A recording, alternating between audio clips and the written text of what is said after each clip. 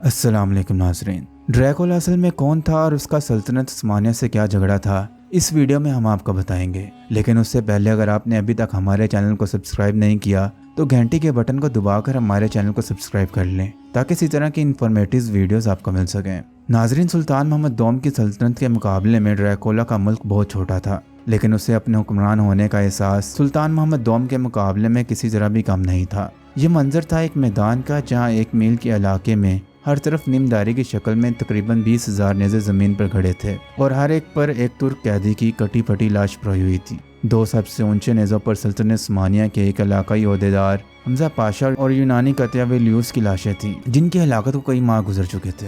उनके जिस्मों पर किसी वक्त में मौजूद कीमती लिबास की बाकियात हवा में लहरा रही थीं, जबकि फिजा में मौजूद वाहिद बू सड़े हुए इंसानी गोश्त की थी। सुल्तान मोहम्मद दोम जब 17 मई सन 1462 को इस्तांबुल से यूरोप में दरिया डैन्यूब के रियासत के हुक्मरान शहजादे विलाद सोम ड्रैकुला को सबक सिखाने के लिए निकले थे, तो कम ही लोगों ने सोचा होगा कि इस मुहिम का इस तरह का अंजाम होगा। उस रात क़याम के लिए सुल्तान ने तुर्क कैंप के गिर्द गहरी खंदक खुदवाई और अगले रोज़ फौज को यह कहते हुए वापसी का हुक्म दिया कि यह इलाका इतना अहम नहीं है कि इसकी इतनी कीमत दी जाए। सुल्तान वहाँ से खुद तो लौट गए, लेकिन विलाद ड्रैकुला के खिलाफ मुहिम ख़त्म नहीं हुई। वो ड्रैकुला के भाई रादू को तुर्क फौज के एक हिस्से के साथ वहीं छोड़ आए थे। इस मुहिम के नतीजे में ड्रैकुला को अपनी रियासत छोड़कर फरार होना पड़ा और उनकी जगह सल्तनत उस्मानिया का हामी इनका छोटा भाई रादो मुकामी शारफिया और इन तबकात की मदद से तख्त पर बैठा, जो ड्रैकुला के मजालिम से तंग आ चुके थे। जब सुल्तान ने यूरोप में ये मुहिम शुरू की थी, उससे तकरीबन 10 बरस कबल वो सदियों कायम रहने वाली ताकतवर बाज़नतीनी सल्तनत की आखिरी निशानी कुस्तुनिया को फतह करके फातिह सुल्तान का लक़ब हासिल कर चुके थे।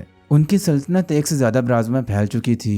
अपने आप को सिकंदर आज़म जैसे फातहीन की लड़ी में देखने वाले सुल्तान की नज़रें अब यूरोप में दूर तक देख रही थी। सन 1462 में इस मुहिम में इनका निशाना सल्तनत उस्मानिया की ताबे रियासत वालिचिया के हुक्मरान विलाद ड्रैकुला थे, जो 3 साल से सुल्तान के सामने नजराना पेश करने के लिए हाजिर नहीं हुए थे। कुस्तुनतुनिया के साथ साथ बल्गारिया, सर्बिया और यूनान के ज़्यादातर इलाकों पर कब्जे के बाद सुल्तान में वालिचिया को अपनी सल्तनत का सूबा बनाने का ख्याल एक कुदरती बात थी और इसी मकसद की तकमील के लिए इन्होंने जर्मनी से मशरिक की तरफ बहते हुए कई मुल्कों से गुजर कर बहरे असवद में गिरने वाले ड्राई डन्यूब के इलाके में कार्रवाइयों का हुक्म दिया था। 10 लाख से कम आबादी वाली इस रियासत के हुक्मरान खानदान और सल्तनत उस्मानिया के दरमियान नस्लों से कभी अच्छे कभी बुरे ताल्लुकात का सिलसिला जारी था। अब रियासत के नए हुक्मरान शहजादा विलाद सोम ड्रैकुला की पॉलिसियों से नाखुश सुल्तान ने इस मसले से निपटने का फैसला किया। ड्रैकुला और फातिह सुल्तान मोहम्मद दोम के दरमियान जंग होना तय थी। सवाल सिर्फ ये था कि कब, और फातिह कुस्तुनतुनिया सुल्तान मोहम्मद के साथ इकट्ठे जवान होने की वजह से ड्रैकुला को सुल्तान में फतवाहत की ख्वाहिश के बारे में अच्छी तरह मालूम था। मोहम्मद दोम की सल्तनत के मुकाबले में ड्रैकुला का मुल्क बहुत छोटा था,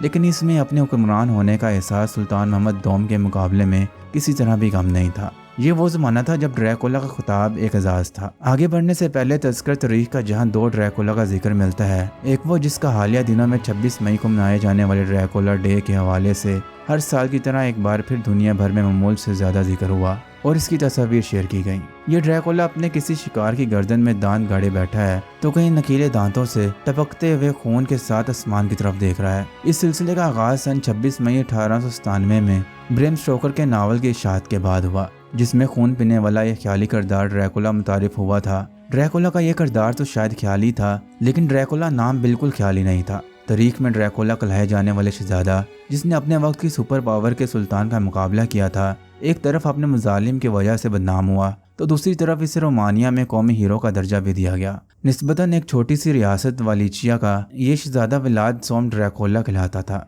ड्रैकुला का मतलब था ड्रैकुल का बेटा। उस शहजादे की तारीख में वजह शोहरत हजारों की तादाद में अपनों और गैरों के जिस्म में मिखे गाड़ कर मारने वाले हुक्मरान की है। इसी वजह से विलाद सोम ड्रैकुला को अंग्रेजी जुबान में विलादिया पिलर भी कहा जाता है। दिलचस्प बात यह है कि तारीख बताती है कि बचपन में फातिह सुल्तान मोहम्मद दोम और ड्रैकुला का कुछ वक्त इकट्ठे भी गुजरा और उस वक्त इनके उस्ताद भी एक ही थे। एक तरफ मुख्तलिफ राज़मों पर फैली मुसलमान सल्तनत का शहजादा और वली अहद और दूसरी तरफ यूरोप में इस सल्तनत के कई ताबे रास्तों में से एक मसीह रियासत के हुक्मरान का बेटा।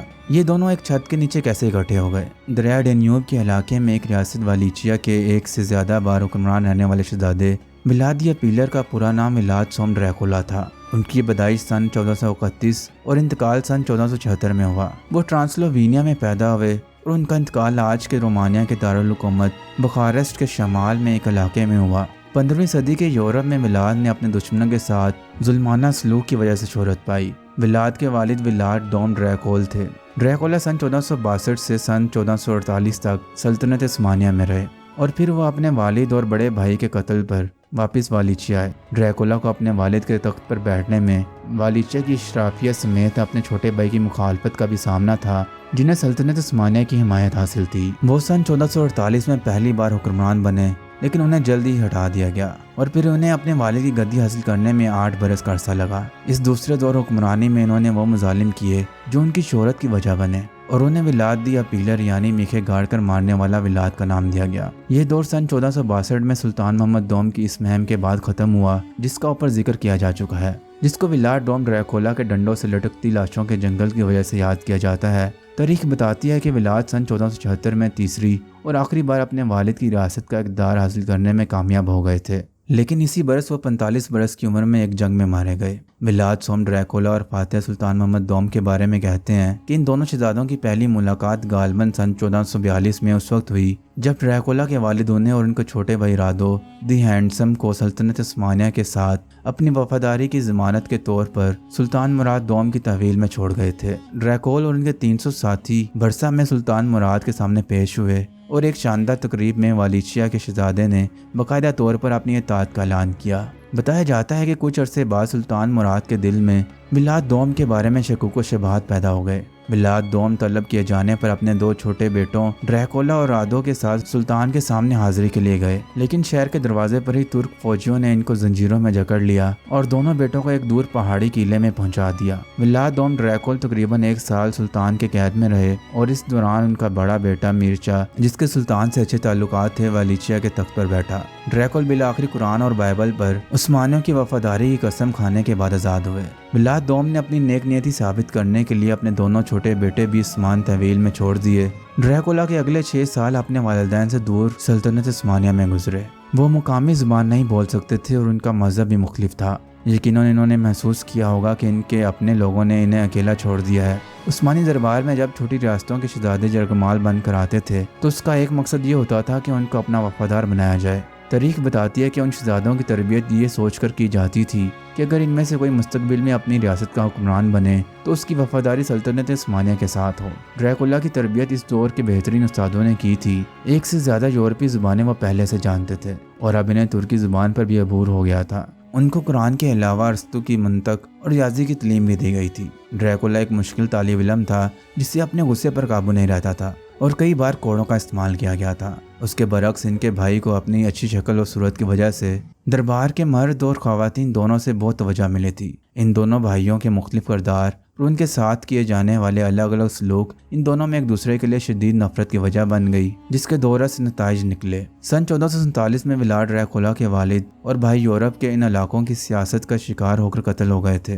ड्रैकोला बजात था, उन्हें उस्मानी फौज में अफसर बना दिया गया और ये तासुर दिया गया कि सल्तनत उस्मानिया इन्हीं वालिचिया में अपने वालिद के तख्त पर देखना चाहती है। सन 1456 में आसमान एक दमदार सितारे से रोशन हो गया और लोगों ने जंगों, वबाओं और कुदरती आफात की पेशन गोई की। ये इन्हीं दिनों की बात है जब 25 साला विलाद ड्रैकोला 8 साल की तवील जद्दोजहद के बाद दूसरी बार अपनी खानदानी रियासत वालिचिया के तख्त पर बैठने में कामयाब हुए थे। इस बार भी 1 महीने के अंदर ही उस्मानिया को इनकी वफादारी पर शक होने लगा था और सुल्तान मोहम्मद का एक नुमाइंदा वालिचिया रवाना किया गया। ड्रैकोला ने उस वक्त सुल्तान उस्मानिया की शराइत मान ली, लेकिन उन्होंने अपने वालिद वाली गलती नहीं दोहराई जो उन्होंने सन 1442 में खुद उस्मानी सल्तनत जाकर की थी। विलाद ड्रैकोला की रियासत बहुत बड़ी नहीं थी, लेकिन खूबसूरत पहाड़ों, घने जंगलों, झीलों और ज़रखेज़ मैदानी इलाकों पर मुश्तमिल थी। उनका महल, जिसके आसार आज भी मौजूद हैं, कई बार तुर्कों के हाथों तबाह हुआ और फिर दोबारा बना। ड्रैकोला का यह एहसास था कि इनकी शारफिया उस्मानियों को खुश रखने पर यकीन रखती थी। इसके अलावा वालिचिया के इनसे पहले वाले हुक्मरान के हामी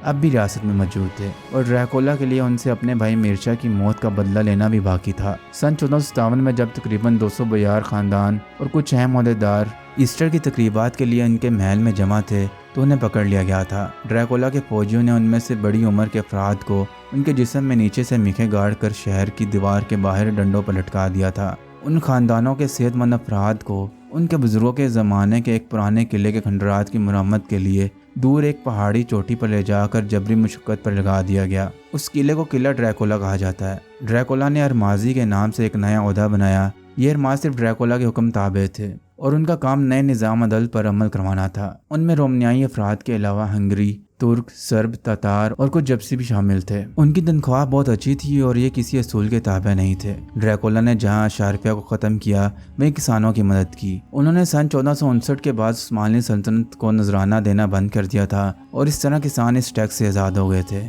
उसके अलावा इन्होंने उस्मानी फौज के लिए 500 लड़के देने से भी इनकार कर दिया था और इसी वजह से सन 1462 में उस्मानी हमले के जवाब में किसानों ने ड्रैकुला का साथ दिया था।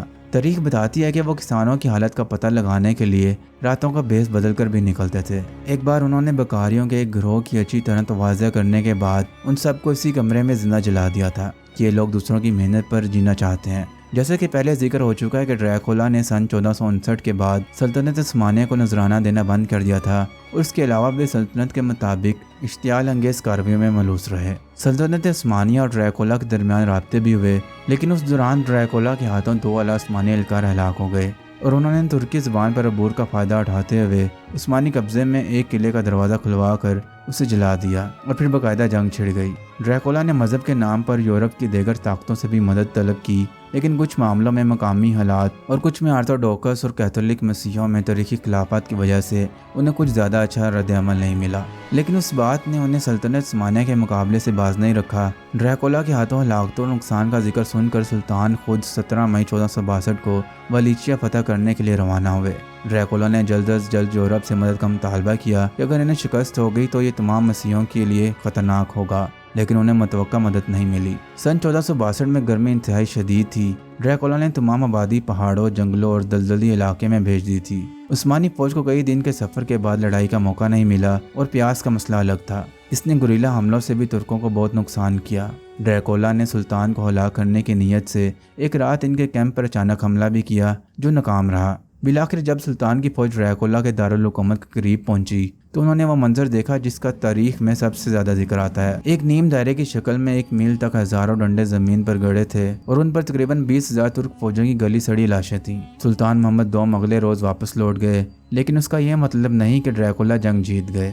सुल्तान उस ड्रैकुला के भाई रादो दी हैंडसम को कुछ तुर्क फौज के साथ वहीं छोड़ आए ताकि वह मुकामी लोगों को अपने साथ मिलाकर और अशारफा की हिमायत से अपने भाई की जगह तख्त पर बैठ जाएं। उसके बदले में तुर्कों ने रियासत की रवायती खुद मुख्तार हैसियत की जमानत दी। मुकामी आबादी ने ड्रैकुला के जुल्माना निज़ाम पर रादू को तरजीह दी, जिसकी हिमायत के बदले में उस्मानियों ने वादा किया कि ज़बरदस्ती फ़ौज में लड़कों की भर्ती भी बंद हो जाएगी। ड्रैकुला ने फरार होकर हंगरी के बादशाह से हिमायत तलब की, लेकिन उन्होंने इनके भाई रादू की हिमायत का ऐलान कर दिया और सुल्तान मोहम्मद से 5 साल का मुआहदा कर लिया। ड्रैकुला अब ताकतवर शहजादे नहीं थे, बल्कि उनके पास सिर्फ माजी के कारनामों का जिक्र था। हंगरी के बादशाह ने अपनी तमाम सरहदों पर सियासी सूरत-ए-हाल का जायजा लेते हुए ड्रैकुला को गिरफ्तार कर लिया, लेकिन यूरोप में ड्रैकुला की गिरफ्तारी के खिलाफ एक लहर दौड़ गई, क्योंकि चंद माह पहले ही तो वो सुल्तान मोहम्मद दोम का मुकाबला करने और उनके मुताबिक शिकस्त देने की वजह से सबके हीरो बने थे। हंगरी के बादशाह ने बज़ाहिर ड्रैकुला की तरफ से सुल्तान मोहम्मद के नाम कुछ खत पेश करके इनकी गिरफ्तारी की वजह पैदा करने की कोशिश की।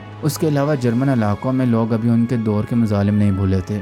ड्रैकुला का दर्जा किसी आम कैदी का नहीं था, बल्कि एक अरसे के बाद वो हंगरी के दरबार में भी बैठने लगे थे। कई बार हंगरी के बादशाह ने सोच समझ कर उन्हें उस्मानी नुमाइंदों के साथ मुज़ाकरात के दौरान दरबार में बैठाया। वो 12 बरस तक हंगरी में इस तरह कैद रहे। दरियासना ड्रैकुला के भाई रादू के हाथ से वालीचिया की रियासत निकल गई और उनका सन 1475 में इंतकाल हो गया। हंगरी ने भी इस मौका पर ड्रैकुला को दोबारा तख्त पर बैठाने के बारे में सोचना शुरू कर दिया। ड्रैकुला ने हंगरी के बादशाह के साथ बोसीना में तुर्कों के खिलाफ फिर से कई मुहिमात में हिस्सा लिया और कामयाबियां हासिल की। हंगरी के बादशाह ने उनसे आर्थोडॉक्स मजहब छोड़कर कैथोलिक मजहब इख्तियार करने का वादा लिया और इनके तीसरी बार वालीचिया का हुक्मरान बनने की हिमायत कर दी। ड्रैकुला नवंबर 1476 में आखिरी बार तख्त नशीन हुए और अगले ही महीने दिसंबर में लड़ाई में तुर्कों के हाथों मारे गए। ताहम उनके आखिरी लम्हात के बारे में भी बहुत मुख्तलिफ रहा है। नाज़रीन, उम्मीद है कि आपको ये वीडियो अच्छी लगी होगी। मज़ीद इसी तरह की वीडियोस देखने के लिए हमारे चैनल को ज़रूर सब्सक्राइब करें। अल्लाह हाफिज़।